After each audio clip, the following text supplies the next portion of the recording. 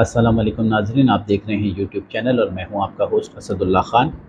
آج جو ہمارا پہلا ایپیسوڈ ہے ہیروز کا، کہ ہم نے ہڈن ہیروز کو سامنے لے کے آنا ہے، اس میں جو شخصیت میرے ساتھ موجود ہیں ان کا میں آپ سے تعارف کراتا چلوں۔ یہ سابق ناظم اعلیٰ رہے ہیں academy for the research of Islamic sciences کے، ابھی کرنٹلی یہ خدمات انجام دے رہے ہیں arise educational and health foundation کے ساتھ ایز اے صدر، اور ان کی بڑی خدمات ہیں اسلامک جو ہماری جو یوتھ ہے وہ اس میں ان کو بڑا پسند کیا جاتا ہے، لوگ بہت ان کو سراہتے ہیں، ان کی باتوں کو سننے کے لیے لوگ آتے ہیں، اور میں نے لوگوں کو آبدیدہ ہوتے ہوئے دیکھا ہے جب یہ بات کر رہے ہوتے ہیں۔ تو ناظرین، بڑی مشکلوں سے میں نے ان سے آج ٹائم لیا ہے کہ میں آپ کا ان سے تعارف کراؤں۔ جناب علامہ نجیب اللہ شاہ صاحب، شاہ صاحب کا بہت بہت شکریہ کہ آپ نے اپنا قیمتی وقت ہمیں دیا۔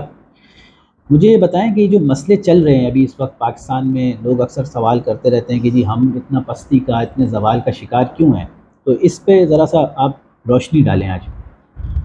بہت شکریہ اسد صاحب، آپ نے اپنے چینل میں مدعو کیا اور بہت اچھا ٹاپک آپ نے جو ہے چنا ہے، اور میں سمجھتا ہوں کہ اس کے اوپر بڑی تفصیلی گفتگو ہو سکتی ہے، لیکن مختصر وقت میں چاہوں گا کہ وہ باتیں ہم کریں جس سے ہمارے معاشرے میں تبدیلی آ سکے۔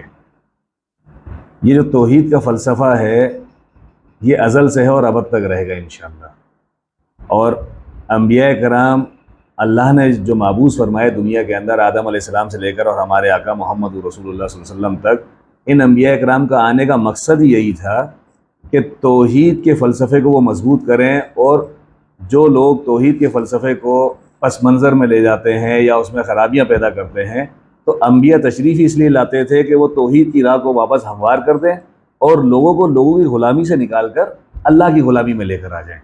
تو یہ جو فلسفہ تھا انبیاء کرام کا، اسی کے اوپر جو ہے سارے کام ہوتے رہے۔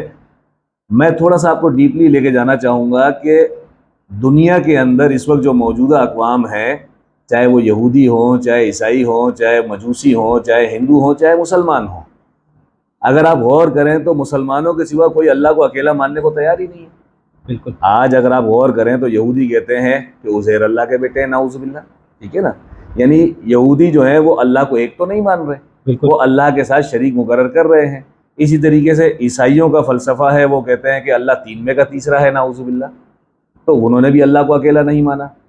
اچھا، کمیونسٹ اور وہ تو مشرک ہیں، وہی سارے تو جو ہے وہ دوسرے فلسفے پر ہیں۔ اب رہ گئے آپ کے جو یہ ہندو ہیں، تو انہوں نے تو پوری اللہ کی نعوذ باللہ ایک برادری کھڑی کر دی ہے۔ وہ تو کہتے ہیں کہ لاکھوں کروڑوں دیوی دیوتا ہیں اور ان میں جو ہے اللہ بھی ایک ہے۔ تو یہ جو فلسفہ ہے کہ توحید کے اوپر کون ہے، تو توحید پہ صرف مسلمان ہیں۔ ہم مسلمان جو یہ کہتے ہیں کہ اللہ ایک ہے، اب یہ کہنے کے بعد اس پر ہماری استقامت ہے یا نہیں، اس سے ثابت ہوتا ہے کہ ہم جو ہے اللہ کے ماننے والے ہیں یا نہیں۔ صرف یہ کہہ دینا کافی نہیں ہے کہ ہم مسلمان ہیں یا ہم ایک اللہ کے ماننے والے ہیں، اس پر استقامت چاہیے۔ قرآن کریم فرقان حمید میں اللہ کا ارشاد مبارک ہے کہ جن لوگوں نے یہ کہا کہ ہمارا رب اللہ ہے اور پھر انہوں نے اس پر استقامت دکھائی، ثم استقامہ، یعنی آپ نے یہ کہہ دیا کہ اللہ ایک ہے، یہ تو آسان بات ہے، اس پر استقامت کہ جب مشکلیں آئیں گی، جب پریشانی آئیں گی، جب مصائب آئیں گے، کیا اس وقت آپ ایک اللہ کے تابع کھڑے ہوتے ہیں؟ کیا اس وقت آپ ایک اللہ کے ماننے والے ہوتے ہیں؟ تو اگر ہم غور کریں جو ہمارا آج حال ہے مسلمانوں کا، ہمارے زوال کی طرف اگر ہم نظر کریں تو ہم زوال پذیر کیوں ہیں؟ ہم سے پہلے ہمارے آباء و اجداد عروج پر تھے اور ہم زوال پر جا رہے ہیں، تو کوئی نہ کوئی کمی تو ہے۔ بالکل صحیح۔ تو میں نے بہت غور سے ان چیزوں کا جب جائزہ لیا تو میں اس نتیجے پر پہنچا ہوں کہ چونکہ ہمارے معاشرے میں توحید کا فلسفہ کمزور ہو گیا ہے، تو ہم بیک پر جا رہے ہیں، اور وہ اقوام جو اللہ کو مانتے ہی نہیں تھے، جو اللہ کے ساتھ شریک مقرر کرتے تھے، جو اللہ کے ساتھ کوئی دو مان رہا ہے، کوئی تین مان رہا ہے، کوئی لاکھوں مان رہا ہے، تو چونکہ وہ تو پہلے دن سے اعلان کیے ہوئے ہیں کہ ہم توحید کے قائل نہیں ہیں، تو نتیجہ یہ کہ وہ اہل کتاب ہونے کے باوجود وہ اللہ کے پیغام سے دور ہیں۔ اس کے برعکس مسلمان جو ہیں وہ پہلے دن سے کہہ رہے تھے کہ ہم اللہ کے ماننے والے ہیں، لیکن وقت گزرنے کے ساتھ ساتھ ہمارے توحید کے فلسفے میں کمزوری آ رہی ہے۔ اس کی وجہ قرآن نے بتائی، وہ کیا ہے کہ سب سے بڑی وجہ یہ کہ انسان نے انل ہوا، اپنی خواہش کو الہ بنا لیا اللہ کو چھوڑ کے۔ آج جو میرا دل چاہ رہا ہے وہ اللہ ہے میرے لیے، اب نعوذ باللہ میں اللہ کو چھوڑ کر اپنی خواہش کو جب ترجیح دے رہا ہوں، تو یہ اس بات کی علامت ہے کہ میں جو ہے اللہ سے آگے چاہ رہا ہوں، اللہ کے راستے سے الگ ہو رہا ہوں۔ تو نام تو میرا مسلمان ہے، لیکن میرا عملی مظاہرہ جو ہے، جو میرا عمل ہے، وہ یہ کہ میں اپنی خواہشوں کو پوری کر رہا ہوں، اپنی بات کو مان رہا ہوں۔ آج اگر آپ معاشرے میں زوال کی وجہ دیکھیں، ذخیرہ اندوزی کر رہا ہے، تو کہیں نہ کہیں وہ رستہ نکال رہا ہے، وہ اپنے آپ کو جسٹیفائی کر رہا ہے، اپنے آپ کو سیٹسفائی کر رہا ہے کیا کہہ کر کہ بھائی میں یوں نہیں یوں کر رہا ہوں، جبکہ نبی کائنات صلی اللہ علیہ وسلم کی حدیث مبارکہ ہے، آپ نے فرمایا کہ ذخیرہ اندوز ہم میں سے نہیں ہے۔ صحیح۔ تو اب نہیں ہے کا مطلب یہ ہوگا کہ ذخیرہ اندوزی تو ہو ہی نہیں سکتی ہے۔ آج ہمارے معاشرے میں جو ہم پیچھے جا رہے ہیں، نقصان کی طرف جا رہے ہیں، کرپشن کا شکار ہو رہے ہیں، اس کی وجہ کیا ہے؟ آپ دیکھیں تو ذخیرہ اندوزی ہر چیز کی ہو رہی ہے۔ میں آپ کو یہاں پہ اس میں ایک کوشچن میرا لے لیں۔ دیکھیں میں اس میں یہ کہنا چاہوں گا، جو آپ نے بات کی کہ ہم واحد مسلمان ہیں جن کا توحید پر عقیدہ ہے۔ اگر توحید پر عقیدہ ہے تو توحید پر عقیدہ یہ کیسا عقیدہ ہے کہ میں کہہ تو رہا ہوں زبان سے کہ جی میں اللہ کو مان رہا ہوں، لیکن جہاں عمل کی باری آ رہی ہے، بھائی میں آپ سے کہوں کہ میں علامہ صاحب آپ کا بہت بڑا جو ہے نا میں مرید ہوں، اور آپ مجھ سے کہیں کہ مجھے پانی پلا دیں، تو میں کہوں علامہ صاحب یہ تو میں نہیں کر سکتا، میرے ہاتھ مجھے اجازت نہیں دے رہے۔ تو یہ کیسا توحید پر یقین ہے ہم مسلمانوں کا کہ ہم کہہ تو رہے ہیں کہ جی ہم اللہ کو مانتے ہیں، لیکن جب اللہ کہہ رہا ہے کہ جی ذخیرہ اندوزی نہیں کرو، اللہ کہہ رہا ہے کہ جی گناہ کے کام نہیں کرو، اللہ تعالیٰ کہہ رہا ہے کہ جی یہ آپ گناہ کو چھوڑ دو، زنا نہ کرو، برے کام نہ کرو، ہم وہ ساری چیزیں کر رہے ہیں۔ شرابیں ہمارے معاشرے میں پی جا رہی ہیں، ٹھیک ہے، زنا کاریاں ہمارے معاشرے میں ہو رہی ہیں، سارے ہر وہ کام ہو رہا ہے جس کا اللہ تعالیٰ نے منع کیا ہے۔ تو یہ بات سمجھ سے باہر ہے کہ پھر یہ ہمارا کیسا توحید، مطلب اس پہ بھی تھوڑی سی روشنی ڈالیں، یہ کون سا توحید ہے کہ میں کہہ دوں زبان سے کہ جی میں تو کر رہا ہوں لیکن میں نہیں کر رہا۔ تو پھر میرے پوائنٹ آف ویو سے، آپ ظاہر ہے آپ عالم ہیں، آپ اس کا اچھا جواب دے دیں، میں تو یہ سمجھتا ہوں کہ وہ پھر وہ عمل نہیں ہوا، وہ صرف ایک زبانی کلامی، میں نے توبہ نعوذ باللہ یہ سوچ لیا کہ جی میں اللہ کو بیوقوف بنا لوں گا، لیکن میں بنا تو نہیں سکتا، بٹ میرے دماغ میں یہی چل رہا ہے کیونکہ میں عمل سے تو وہی کام کر رہا ہوں، میں بیسیکلی بیوقوف بنانے کی کوشش کر رہا ہوں۔ میں نے عرض کیا کہ ہمارے ہاں لوگ اپنے آپ کو سیٹسفائی کرنے کے لیے راستے نکال لیتے ہیں، ٹھیک ہے، یہ جانتے ہوئے بھی کہ یہ اللہ کے حکم کی خلاف ورزی ہو رہی ہے۔ وجہ کیا ہے؟ ایمان کی کمزوری۔ ایمان کی کمزوری کب آتی ہے؟ جب انسان میں لالچ آتی ہے، جب وہ خود غرض ہو جاتا ہے۔ چونکہ مومن کے لیے تو اللہ نے فرمایا کہ مومن کون ہے؟ مومن وہ ہے جو اپنے لیے امن چاہے اور دوسروں کو امن دینے کا عادی ہو، ٹھیک ہے نا؟ تو اگر آپ صرف اپنے لیے سوچ رہے ہیں اور معاشرے کے لیے نہیں سوچ رہے، یہ تو جانور والی صفت ہوئی۔ بالکل اشرف المخلوقات کی جو صفت اللہ نے بتائی ہے وہ تو یہ ہے کہ وہ اپنے ساتھ پورے معاشرے کی سوچتا ہے۔ اگر آج میں معاشرے کی نہیں سوچ رہا اور آج میرا معاشرہ تباہی کی طرف جا رہا ہے مگر میں خود غرضی سے صرف اپنا رستہ ہموار کر رہا ہوں، تو میں نے شروع میں عرض کیا کہ ہم نام لیوا مسلمان تو ہیں، با عمل مسلمان نہیں ہو رہے، اس لیے کہ ہمیں اپنے بھروسے پر بھروسہ نہیں ہو رہا۔ وہ اللہ جو مجھ سے کہہ رہا ہے کہ تم میری راہ میں دو گے تو میں ڈبل دوں گا، ٹھیک ہے، اور تمہارے اخلاص کو دیکھتے ہوئے اس کو 10 گنا بھی دوں گا، تمہارا اخلاص اور اعلیٰ ہوگا تو 100 گنا بھی ملے گا، 70 گنا بھی ملے گا اور بے شمار بھی ملے گا۔ تو اللہ پر میرا بھروسہ جو نہیں ہو رہا ہے، یہ ہے وہ سب سے بڑا مسئلہ، کہ مجھے یہ یقین نہیں آ رہا کہ جو اللہ مجھ سے یہ وعدہ کر رہا ہے یہ ہوگا یا نہیں ہوگا۔ اس کشمکش کی وجہ سے میں وہ راستے اختیار کر رہا ہوں جو میری عقل مجھے بتا رہی ہے۔ تو میں نے عرض کی کہ قرآن نے کہا کہ ان لوگوں نے اللہ کو چھوڑ کر الہ کس کو بنا لیا؟ اپنی خواہش کو، اپنی آرزو کو، اپنی تمنا کو، اپنی ضروریات کو۔ تو آج ہمارا معاشرہ جو تباہی کی طرف ہے، آج ہمارے معاشرے میں ہر آدمی کہہ رہا ہے معاشرے کی سدھار کا سوچو، لیکن کوئی اپنے سے شروع کرنے کو تیار نہیں ہے، قربانی دینے کو کوئی خود تیار نہیں ہے۔ وہ چاہتا ہے کہ آپ قربانی دے دیں، یہ قربانی دے دیں، وہ قربانی دے دیں، میں نہیں دوں گا۔ تو جب ہم قربانی نہیں دیں گے تو مطلب مثال قائم کہاں سے ہوگی؟ رسول اللہ صلی اللہ علیہ وسلم نے، میں ایک واقعہ آپ کے سامنے کوٹ کرتا ہوں، ہم جس عظیم پیغمبر کے ماننے والے ہیں، رسول اللہ صلی اللہ علیہ وسلم تجارت کا ایک قافلہ لے کر گئے، رستے میں بارش ہو گئی، مال بھیگ گیا، اناج لے کر گئے تھے، جیسے ہی آپ شام کی منڈی میں پہنچے تو آپ نے گیلا مال الگ کر دیا اور سوکھا الگ کر دیا۔ تو آپ کے ساتھ جو خادم تھے انہوں نے کہا کہ اگر آپ مکس بھی کر دیتے تو کسی کو کیا پتہ چلتا؟ انہوں نے کہا اسے تو پتہ نہیں چلتا مگر اللہ کو تو پتہ لگ جاتا۔ بالکل۔ اور اس کے بعد نبی کائنات صلی اللہ علیہ وسلم نے وہ دونوں کو الگ الگ بیچا۔ ابھی آپ نے نبوت کا اعلان نہیں فرمایا ہے، لیکن آپ کا صادق اور امین ہونے کا جو معیار تھا وہ یہ تھا کہ اس اللہ پر آپ کا اتنا بھروسہ تھا کہ آپ نے وہ دونوں چیزوں کو الگ کر کے بیچا، اور اس کے بعد بھی اللہ نے اس میں برکت دی اور آپ کو نفع ہوا اس کے اندر۔ تو ثابت یہ ہوا کہ جس نبی کے ہم ماننے والے ہیں انہوں نے تو یہ طریقہ نہیں سکھایا۔ آج اگر ہم یہ طریقہ اپنا رہے ہیں تو یہ میری خواہش ہے نا، ایسے ہی تو پھر میں یہ کہہ رہا ہوں کہ میں اللہ کا ماننے والا ہوں، لیکن میری ساری دلچسپی اپنی خواہش، اپنی آرزو کے اوپر ہو رہی ہے۔ تو جب میں اپنی خواہش اور اپنی آرزو کے اوپر کام کر رہا ہوں تو پھر میں یہ کیسے کہہ سکتا ہوں کہ یہ میں اللہ کے راستے کے اوپر ہوں، یا میں مسلمان ہوں، یا میں اپنے آپ کو مسلمان کہہ رہا ہوں؟ عملاً تو میں مسلمان نہیں ہوں، میں عملاً وہ کام کر رہا ہوں جو یہودی کر رہا تھا، جو عیسائی کر رہا تھا، جو مجوسی کر رہا تھا، جو ہندو کر رہا ہے، وہی میں کر رہا ہوں۔ تو ہم میں اور اس میں کوئی فرق جو تھا وہ کیا تھا؟ ثم استقاموا، کہ ہم نے یہ کہا کہ ہم اللہ کے ماننے والے ہیں اور اس پر ہماری استقامت ہونی چاہیے. تو استقامت میرے عمل سے ہوگی. ایسے ہی استقامت آپ کی آئے گی جب آپ عمل کر کے دکھاؤ گے. منہ سے تو آپ نے کہہ دیا میں اللہ کا ماننے والا ہوں، لیکن عملاً آپ نے نہیں کیا تو پھر آپ کی استقامت نہیں دکھی تو اللہ کے نزدیک آپ ان لوگوں میں ہو جو گمراہ لوگوں کے اندر ہوں گے، جو ناکام لوگوں میں ہوں گے.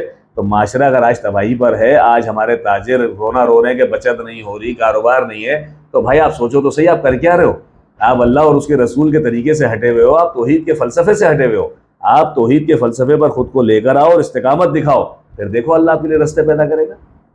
تو اس پہ ہمیں غور کرنے کی ضرورت ہے. تو اس میں علامہ صاحب ذرا سا یہ بھی روشنی ڈالیں نا کہ آپ آج کی جو نوجوان نسل ہے اس کو آپ کیا میسج دیں گے ایسا کہ جو ابھی تو مطلب میں سمجھتا ہوں کہ یہ اتنی دور ہو چکی ہے کہ اس کو واپس لانا، کیونکہ دیکھیں جو ابھی اکثر لوگ پریشان ہیں کہ جی پاکستان کے اندر حالات برے ہیں، پاکستان بہت پستیوں میں جا رہا ہے، ہم مسلمان ہیں، پھر سوال شکوہ یہ ہوتا ہے کہ ہم تو مسلمان ہیں تو اللہ کی مدد کیوں نہیں آ رہی. تو آپ نوجوانوں کو یہ کیا میسج ایسا دینا چاہیں گے کہ نوجوان اپنے اندر وہ تبدیلی لائیں تاکہ اس معاشرے میں جب تک وہ تبدیلی نہیں آئے گی تو اللہ کی مدد کیسے آئے گی؟ ایک تو اللہ کی مدد آنے کا طریقہ بتائیں تاکہ ہماری جو نوجوان نسل ہے جو ہمیں دیکھ رہی ہے، جو آپ کے توسط سے انشاءاللہ دیکھے گی اور عمل بھی کرے گی یقیناً، تو آپ ان کو کیا میسج ایسا دینا چاہیں گے کہ جس سے یہ معاشرہ چینج ہو؟ میں چاہوں گا کہ ہمارے نوجوان جو ہیں وہ قرآن کریم کو سب سے پہلے ترجمے سے پڑھیں. جب تک آپ قرآن کریم کو اپنی زبان میں نہیں پڑھیں گے، اللہ کے احکامات آپ کے سامنے واضح ہی نہیں ہوں گے. آپ کو پتہ ہی نہیں چلے گا کہ اللہ مجھ سے چاہتا کیا ہے. قرآن کریم میں اللہ نے فرمایا اے انسان میں نے تجھے اپنے کام کے لیے پیدا کیا ہے. اب میں جو کام کر رہا ہوں وہ سارے اپنے کر رہا ہوں اور سمجھ رہا ہوں کہ میں اللہ کے کام کر رہا ہوں. اللہ کے کام کیا ہے کہ اللہ نے جو اصول بتائے اس کے مطابق زندگی گزارنی ہے. نوجوان کو یہ ماننا پڑے گا، آج کے ہر انسان کو یہ ماننا پڑے گا کہ اللہ کے طریقوں میں نجات ہے اور اللہ کے طریقوں کو چھوڑ کر ناکامی حاصل ہوتی ہے. وقتی فائدہ اگر حاصل ہو بھی گیا لیکن آپ کامیاب نہیں ہو سکتے، اس کو آپ مستقل کامیابی نہیں کہہ سکتے. تو نوجوانوں کو سب سے پہلے تو قرآن کریم پڑھنے کی عادت ڈالنا ہوگی، اور وہ بھی ترجمے کے ساتھ. عربی سے پڑھنے کا ثواب تو ہے مگر ہمیں عربی سے سمجھ میں نہیں آتا، تو علماء کرام نے ہماری آسانی کے لیے ترجمہ کر دیا ہے. تو آپ قرآن کریم کو جب ترجمے سے پڑھیں گے انشاءاللہ تو آپ کو سمجھ میں آئے گا کہ اللہ آپ سے چاہتا کیا ہے. نمبر 2 یہ آپ کو اللہ پر بھروسہ کرنا ہوگا. اللہ کے احکامات کو فالو کرنے کے بعد اس پر بھروسہ کرنا ہوگا کہ اللہ نے جو کہہ دیا وہ ہوتا ہے. ایسا کبھی نہیں ہو سکتا کہ اللہ نے جو اصول دے دیے اس کی اللہ خلاف ورزی کریں گے، نعوذ باللہ. اللہ نے اگر کہہ دیا کہ سچ بولنے سے فائدہ حاصل ہوتا ہے تو سچ بول کر دیکھیں فائدہ حاصل ہوگا. اللہ نے کہہ دیا کہ ملاوٹ کرنے سے نقصان ہوتا ہے تو ملاوٹ سے نقصان ہی ہوگا. تو آپ کو یہ یقین کرنا ہوگا کہ جو اللہ اور اس کے رسول نے طریقے بتائے ہیں اسی میں ہماری نجات ہے، اس کو اپنانے کی ضرورت ہے. اچھا اس میں علامہ صاحب میں آخری کویشچن کروں گا کیونکہ آپ کو پتہ ہے کہ ہمارا جو ہے اس پہ اچھا ایک آپ کی اس میں اور بات ایڈ کر دوں کہ آپ نے کہا کہ جی وہ ملائکہ کا نزول کیوں نہیں ہو رہا. جی قرآن کریم نے فرمایا جب آپ توحید کے فلسفے پر استقامت دکھاؤ گے تتنزل الملائکہ، تب ملائکہ جو ہے وہ آپ کے اوپر نازل ہوں گے ہماری مدد کے لیے. آج اگر ملائکہ نہیں آ رہے تو مسلمان نہیں دکھ رہا نا، کیونکہ قرآن کی آیت اللہ نے فرمایا وَأَنْتُمُ الْأَعْلَوْنَ إِن كُنتُم مُؤْمِنِينَ، تم ہمیشہ غالب رہو گے اگر تم مومن ہو. تو اگر مومن کہیں بھی ہوگا، آج اگر ہم اپنے ملک کو چھوڑ کر اپنے اور اسلامی ملکوں کو دیکھیں تو ہم سے بہت بہتر حالت میں ہیں. ہم سے معیشت بھی ان کی بہتر ہے، ہم سے حالات بھی ان کے بہتر ہیں. تو کہیں نہ کہیں اس کا مطلب ہے وہ ہم سے توحید کے فلسفے میں مضبوط ہے، اور ہم توحید کے فلسفے میں کمزوری دکھا رہے ہیں جس کی وجہ سے ناکامی ہو رہی ہے. تو اللہ کہہ رہے کہ مومن وہ ہے کہ وہ کامیابی رہے گا ہمیشہ، وہ اپنے معاشرے میں بھی اور اپنے ارد گرد کے معاشرے میں بھی کامیابی دکھائے گا. آپ قطر کی مثال لے لیں. قطر ایک چھوٹا سا ملک ہے، اسلامی 72-73 ملک جو ہیں اس میں سے ایک چھوٹا سا ملک ہے، لیکن اس نے بھی استقامت دکھائی ہے. فیفا ورلڈ کپ کروایا، اس میں اس نے جو توحید کے فلسفے کو عام کیا ہے، جو دعوت اور پیغام دیا. آپ دیکھیں نا اگر آپ کام کرنا چاہیں تو رستے تو بے شمار. بالکل. تو ہم وہ کر ہی نہیں رہے اور ہم چاہ رہے ہیں کہ ہم ہو جائے. تو آلون آپ کب ہوں گے؟ جب آپ مومن ہوں گے. اس کا مطلب ہے کہ آپ پکے مومن نہیں ہیں جبھی آپ کا غلبہ نہیں ہے. غلبہ یہ نہیں کہ پوری دنیا پہ آپ کی رولنگ ہو جائے، غلبہ یہ کہ آپ کی معیشت بہتر ہو، آپ کو لوگوں سے بھیک نہ مانگنا پڑے، آپ کو لوگوں کے آگے ہاتھ نہ پھیلانا پڑے.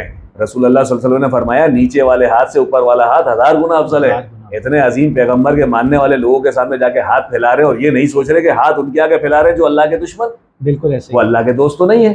تو ہمارے کو اپنا قبلہ درست کرنا پڑے گا، ان کے ساری عاجزی کا مظاہرہ کرنا پڑے گا اور اپنے اخراجات کو کم کر کے اس جگہ پر آنا پڑے گا کہ ہمیں کسی کے آگے ہاتھ نہ پھیلانا پڑے. یعنی آپ خود سوچیں نا کہ ایک کافر کے آگے میں ہاتھ پھیلا رہا ہوں کہ وہ میری مدد کرے، اور اتنے بڑے اللہ کو چھوڑ رہا ہوں جو میرے اوپر سایہ کیے ہوئے ہے ہر وقت، جو میری ساری ضروریات کو پورا کر رہا ہوں، اس اللہ کو فراموش کر کے میں ایک غیر مسلم سے تمنا لیے بیٹھا ہوں کہ وہ میرے حالات کو درست کر دے گا۔ اس سے زیادہ بے وقوفی اور کیا ہوگی؟ جبکہ قرآن کریم میں اللہ تعالیٰ نے بالکل کلیئرلی کہا ہے کہ یہ جو یہود اور نصارہ ہیں یہ ہمارے دوست نہیں ہو سکتے۔ اور اسی بات کے ساتھ میں آج کے پروگرام کو اختتام کرنا چاہوں گا، اور نجیب بھائی سے میں ریکویسٹ کروں گا کہ انشاءاللہ آگے بھی ہمیں اسلامک ٹاپکس پر جب بھی ان کی ضرورت ہوگی تو اپنا قیمتی وقت یہ ہمیں ضرور دیں گے، اور بڑی خوشی ہوئی آج ان سے مل کر۔ کوسچنس بہت سارے ہیں ناظرین، اتنی ساری چیزیں ہیں یقین کریں، لیکن ظاہر ہے کیونکہ آپ کو پتہ ہے ویڈیو لمبی ہو جاتی ہے تو لوگ ذرا اس کو اس طرح سے دیکھتے نہیں ہیں، تو ہماری کوشش یہی ہے کہ ہم 10 منٹ سے زیادہ کی ویڈیو نہ بنائیں۔